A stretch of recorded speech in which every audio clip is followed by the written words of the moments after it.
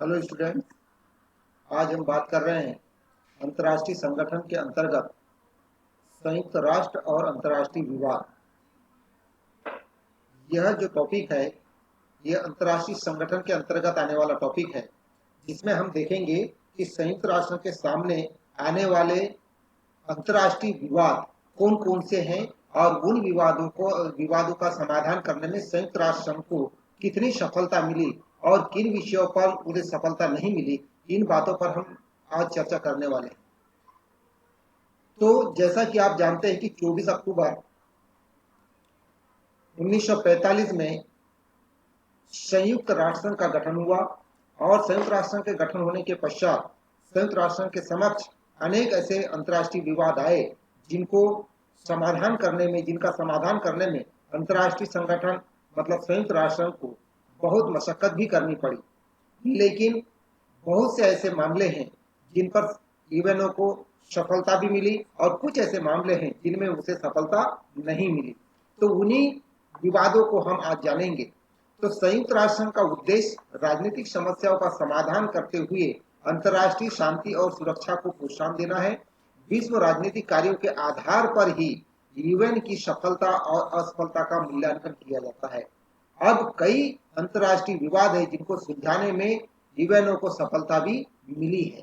तो उन जिन विवादों में यूएनओ को सफलता मिली है उन पर हम चर्चा करते हैं। तो सबसे पहला विवाद है इसका ईरान विवाद। अंतर्राष्ट्रीय संगठन अर्थात यूएनओ संयुक्त राष्ट्र संघ के गठन होने के पश्चात यूएनओ का ये सबसे पहला मामला है ईरान विवाद जो यूएनओ के समक्ष आया। अतः इसे प्रथम विवाद के नाम से भी जाना जाता है यूएनओ का। अब ईरान विवाद क्या है? तो इसे सोवियत ईरान विवाद के नाम से भी जाना जाता है। इसे सोवियत ईरान विवाद के नाम से भी जाना जाता है क्योंकि यह जो विवाद है ये सोवियत संघ और ईरान के बीच का है। तो हुआ यूं कि द्वितीय विश्व युद्ध के बाद, द्वितीय महायुद्ध के बाद सोवियत संघ की सेनाएं ईरान में जमी की जमी रही। अतः सोवियत संघ ने ईरान के अजरबैजान क्षेत्र से अपनी सेनाएं नहीं हटाई। ये जो मामला था यही विवाद का मामला था और यही विवाद का एक कारण था। तो सोवियत संघ ने ईरान के अजरबैजान क्षेत्र से अपनी सेनाएं नहीं हटाई, जिसके कारण ईरान ने सुरक्षा परिषद से सोवियत संघ की शिकायत की और सुरक्षा परिषद से सहायता की याचना भी की। तब सुरक्षा परिषद ने ईरान का समर्थन किया और सोवियत संघ की घोर निंदा की। सुरक्षा परिषद के साथ ही साथ पश्चिमी राष्ट्रों ने ईरान का पक्ष लिया और सोवियत संघ की निंदा की। साथ ही परिषद ने रूस तथा ईरान विवाद को सीधी वार्ता के द्वारा समाप्त करने में सफलता भी प्राप्त की। यहां तक कि सुरक्षा परिषद ने सोवियत संघ से कहा कि वह किसी भी हालत 6 मई 1947 तक अपनी सेनाएं हटा ले।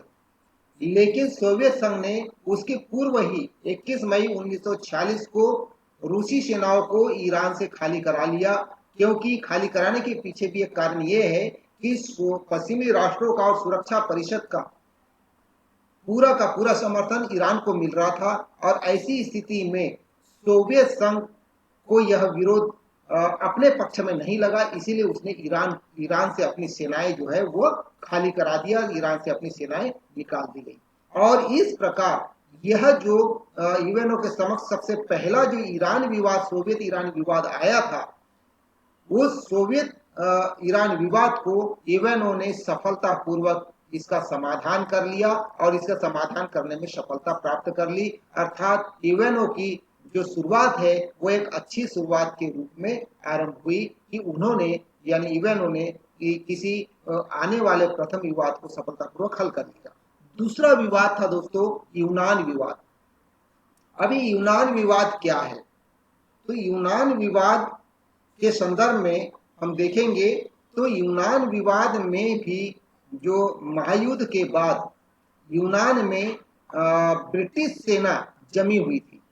ब्रिटिश सेना यूनान में जमी हुई थी, जिससे सोवियत संघ को तकलीफ थी। तो सोवियत संघ ने सुरक्षा परिषद से ब्रिटिश सेना के खिलाफ सुरक्षा परिषद से शिकायत की और शिकायत करके ये कहा कि आज भी यूनान में ब्रिटिश सेना जो है जमी हुई है, जिससे कि अंतर्राष्ट्रीय शांति और सुरक्षा को खतरा उत्पन्न हो रहा है।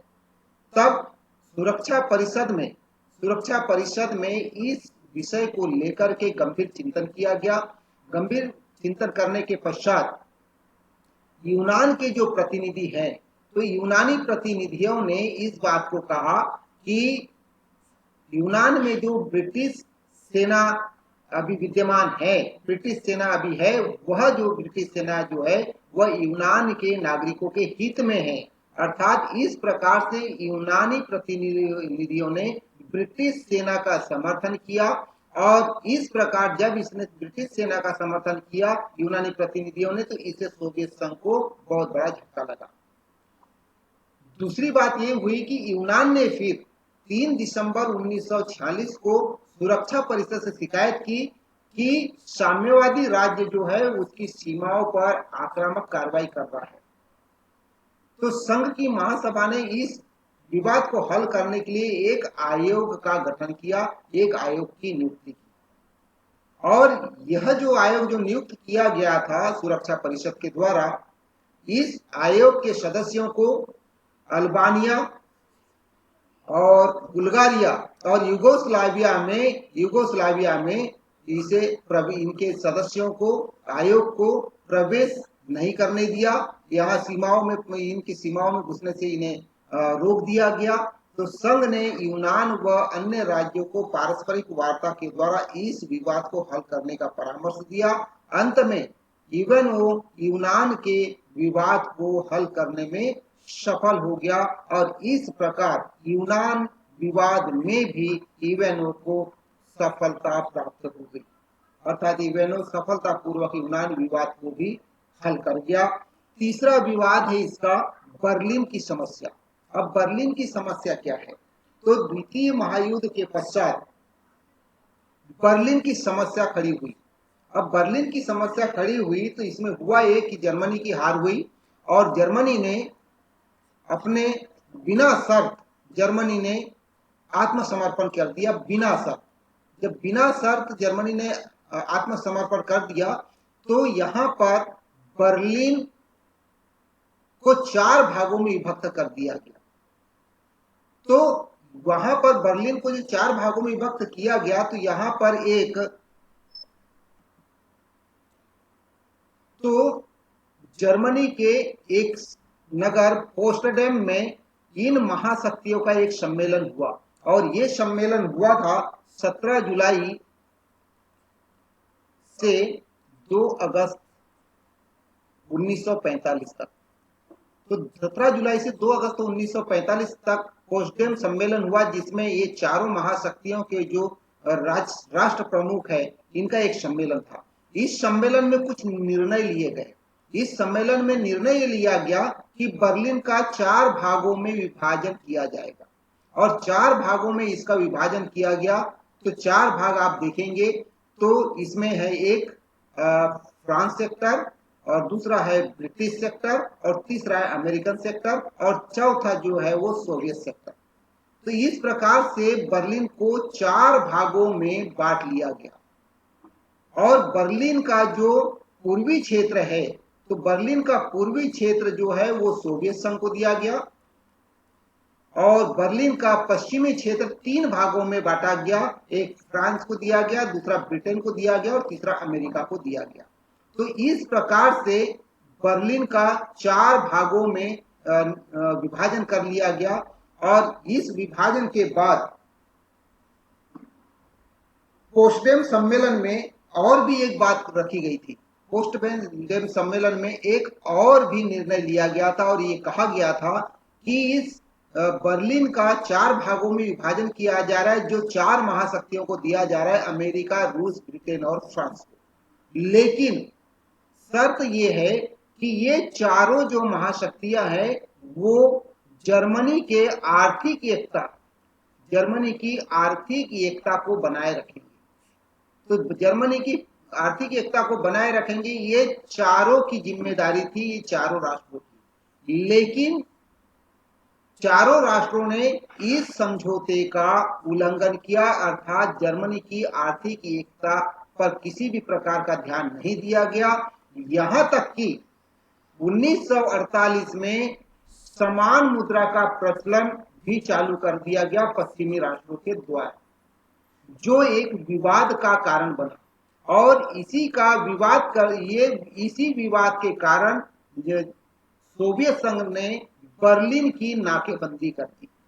बर्लिन की नाकेबंदी कर दी तो फिर यह मामला जो है सुरक्षा परिषद में पहुंचा, जिसमें पश्चिमी राष्ट्रों ने सुरक्षा परिषद से शिकायत की कि सोवियत संघ ने बर्लिन की नाकेबंदी कर दी, जो अंतरराष्ट्रीय सुरक्षा और शांति और सुरक्षा के लिए खतरा उत्पन्न कर सकता है।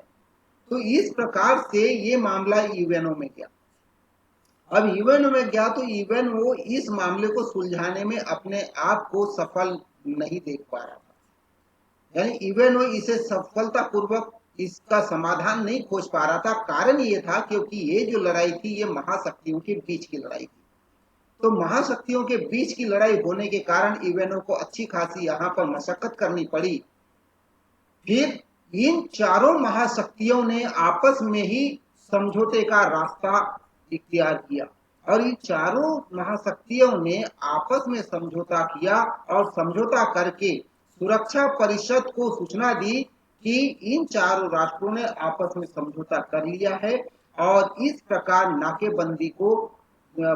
नाकेबंदी को सोवियत संघ के द्वारा समाप्त कर दिया गया है। इसकी सूचना यूएनओ को और सुरक्षा परिषद को दी गई, और इस प्रकार 12 मई 1949 को सोवियत संघ के द्वारा की गई नाकेबंदी को समाप्त कर दिया गया।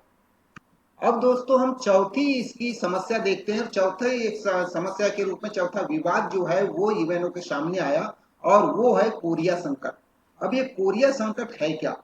तो कोरिया संकट को समझने के लिए अपन देखेंगे कि ये कोरिया संकट एक ऐसा विवाद यूएनओ के सामने था जिसमें यूएनओ को पहली बार सैनिक कार्यवाही का सहारा लेना पड़ा। सैनिक कार्यवाही का सहारा लेना पड़ा पहली बार। तो यूएनओ ने पहली बार सैनिक कार्रवाई का सहारा लिया कोरिया संकट के समय, क्योंकि जून 1950 में उत्तरी कोरिया ने दक्षिणी कोरिया पर सैनिक आक्रमण कर दिया, और जब उत्तरी कोरिया ने दक्षिण कोरिया पर सैनिक आक्रमण कर दिया तो ये मामला सुरक्षा परिषद में गया। तो सुरक्षा परिषद ने साउथ कोरिया का पक्ष लिया और नॉर्थ कोरिया को आक्रामक देश घोषित किया। तो साउथ कोरिया को आक्रामक देश घोषित कर दिया, और इस प्रकार सुरक्षा परिषद ने जुलाई 1950 को सुरक्षा परिषद ने 16 राष्ट्रों की संयुक्त राष्ट्र संघीय सेना को एकत्र किया गया। तो 16 देशों की राष्ट्र संघीय सेना तैयार की गई, और इस प्रकार इस 16 देशों की राष्ट्र संघीय सेना के माध्यम से नॉर्थ कोरिया पर अटैक किया गया, और यहाँ पर ये सैनिक कार्रवाई की गई नॉर्थ कोरिया में। जब 16 राष्ट्रों की राष्ट्र संघीय सेना से नॉर्थ कोरिया में सैनिक कार्रवाई की गई, तो इधर से चाइना जो है नॉर्थ कोरिया का सहयोग देने के लिए चाइना भी कूद पड़ा। और जब यहाँ चाइना नॉर्थ कोरिया के सहयोग में कूद पड़ा तो फिर मामला और भी उलझ गया, मामला और कठिन दिखाई देने लगा, और फिर ऐसा लगा कि अब ये तृतीय विश्व युद्ध की ओर बढ़ रहा है। तब यूएनओ ने फिर एक बहुत ही महत्वपूर्ण फैसला लिया, और यूएनओ ने ये कहा कि एक ओर से सैनिक कार्रवाई भी नॉर्थ कोरिया में चलती रहेगी और दूसरी ओर से समझौते की कार्रवाई भी चलती रहेगी, और इस प्रकार ये दोनों कार्रवाइयां चलती रही, दोनों पक्ष चलते रहे, एक तरफ सैनिक कार्रवाई और दूसरी तरफ समझौते की यानी वार्ता वाली कार्रवाई भी चलती रही। आखिरकार हुआ ये कि इस मसले पर आखिरकार 1951 में, जुलाई 1951 में कोरिया को युद्ध बंद कराने में इवेनो को सफलता मिल गई। आखिरकार 1951 में कोरिया पर दबाव पड़ा और उसने युद्ध बंद कर दिया।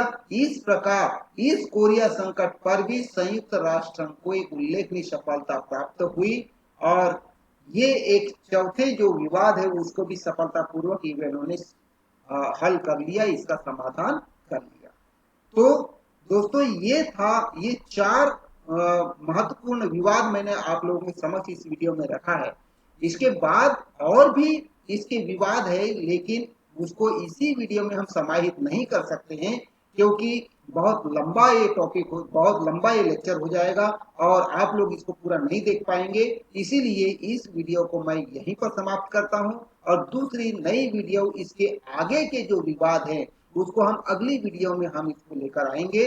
तो आगे देखिए, आगे आने वाली वीडियो का इंतजार करें। जय हिंद।